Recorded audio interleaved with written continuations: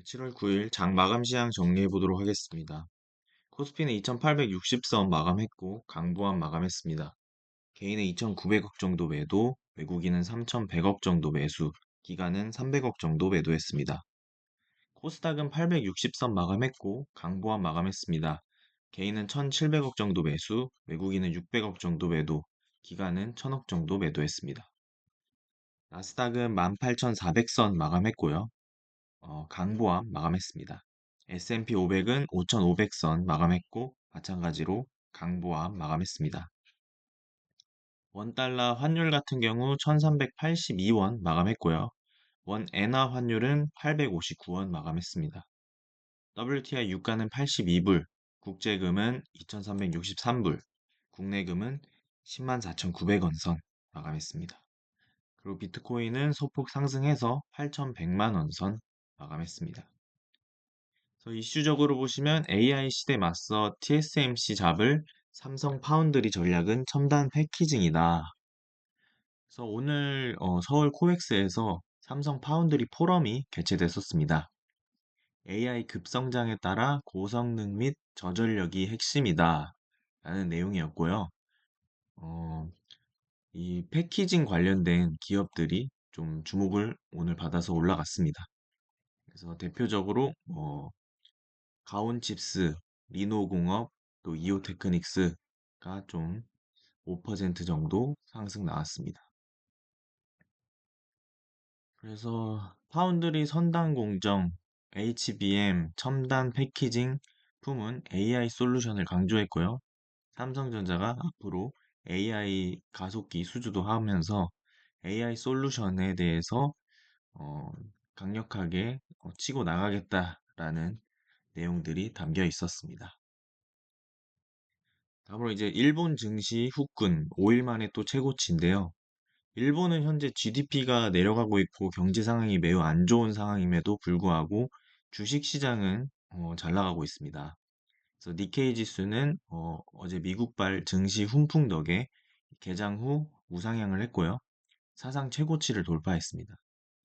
엔화 가치가 엄청 떨어지고 경제가 생각보다 수출이 안 됐기 때문에 일본 증시 내려가는 게 아니냐라는 우려가 있었는데 일본 증시는 오히려 올라가고 있는 상황입니다.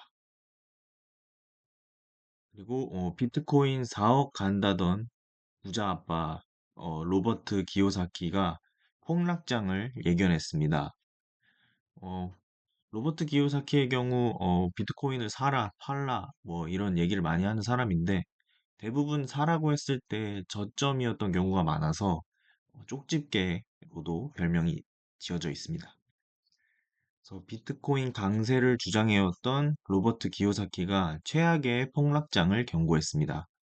차트가 역사상 가장 큰 시장 붕괴를 시사하고 있다며 부동산, 주식, 채권, 금, 은, 비트코인 등 모든 자산의 가격이 모두 폭락할 것이라고 경고했습니다.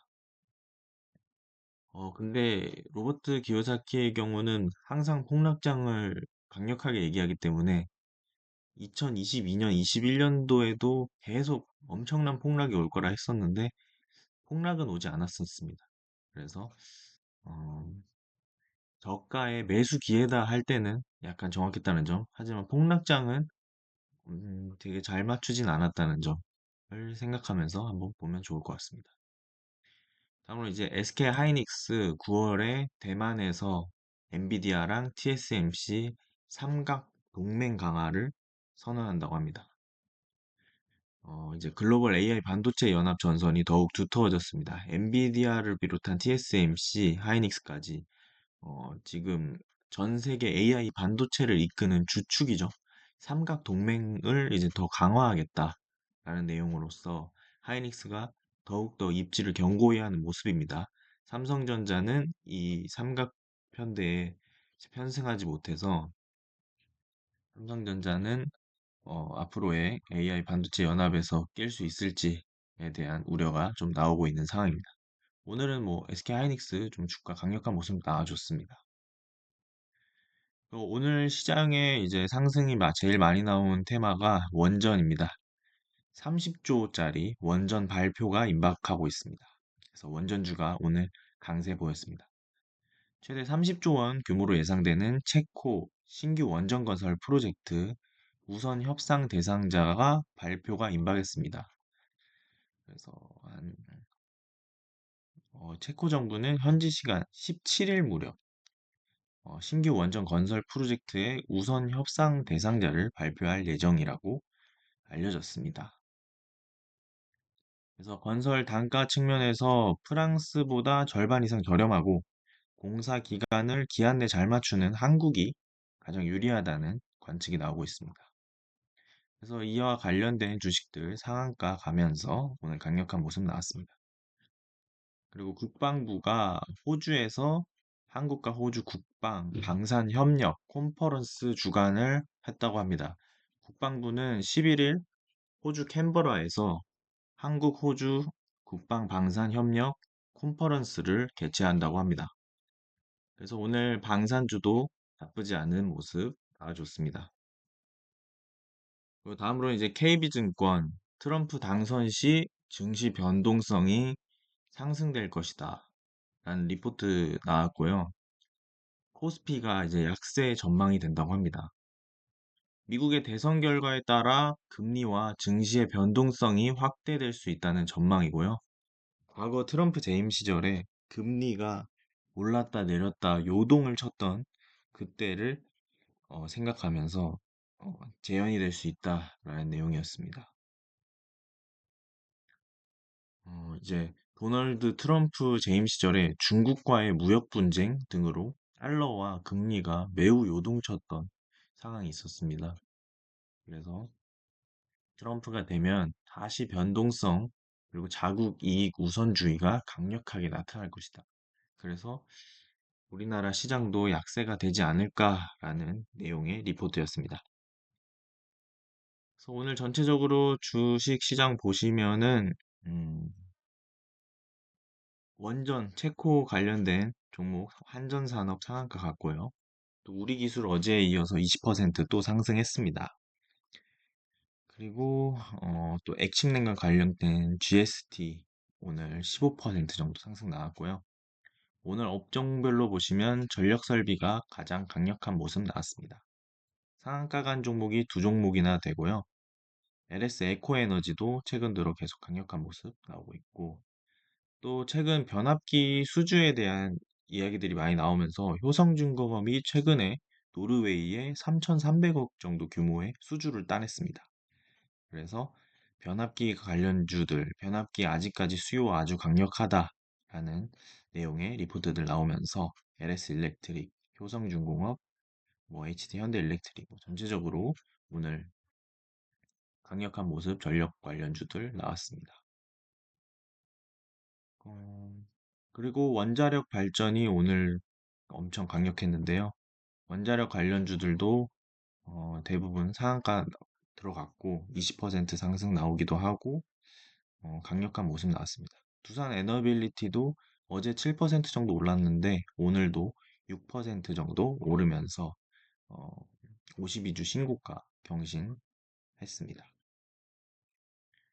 그래서 오늘 시장은 원전 관련된 주식들 위주로 올라갔고 삼성 컨퍼런스에서 나온 어, 그 패키징 장비 관련주들 좀 올라왔다 정도로 보시면 될 것 같습니다. 그래서 어제 뉴욕 증시 정리하고 마무리하도록 하겠습니다. 근데 뉴욕 증시는 인플레이션 둔화되는 모습 나오고 있어 금리 인하가 빨라질 것이란 낙관론 지속되면서 상승 마감했습니다. 특히 애플이 상승하면서 세계 시총 1위 자리가 다시 애플로 바뀌었습니다. 애널리스트들은 애플 AI 폰이 대규모 교체 수요를 일으켜 슈퍼사이클에 진입할 것을 기대한다며 목표 주가를 높이고 있습니다. 애플이 AI 폰을 낸다고 하자마자 계속 이 스토리죠. 올 가을부터 애플이 AI 폰 출시하기 때문에 이때부터 최대 2년 동안 아이폰 매출이 20% 정도씩 증가할 것으로 예상한다고 말했습니다. 또한 하반기 AI 흐름을 주도할 종목으로 AMD, 인텔을 함께 선정했습니다. AMD, 인텔, 애플 모두 그동안 소외됐던 종목들이죠. 근데 이 그동안 소외됐었는데 AI 특수를 이제는 누릴 가능성이 좀 높아지고 있다라는 분석입니다. 그동안 못했었는데 뭐 지금 와서 이게 잘할 수 있을지는 의문입니다. 시장이 계속해서 상승하는 모습 나오고 있지만 그만큼 계속해서 올라왔기 때문에 고점에 대한 우려와 뭐 폭락할 것이다 뭐 이런 사람들 말하는 사람들도 나오고 있는 상황입니다. 11일 발표될 CPI 지수에 따라 금리에 대한 항방이 정해질 것으로 예상되기 때문에 CPI 지수를 잘 체크해야 될 것으로 보입니다. 앞으로 남은 경제 지표 잘 주목하면서 시장 팔로우업 해보겠습니다. 이상입니다.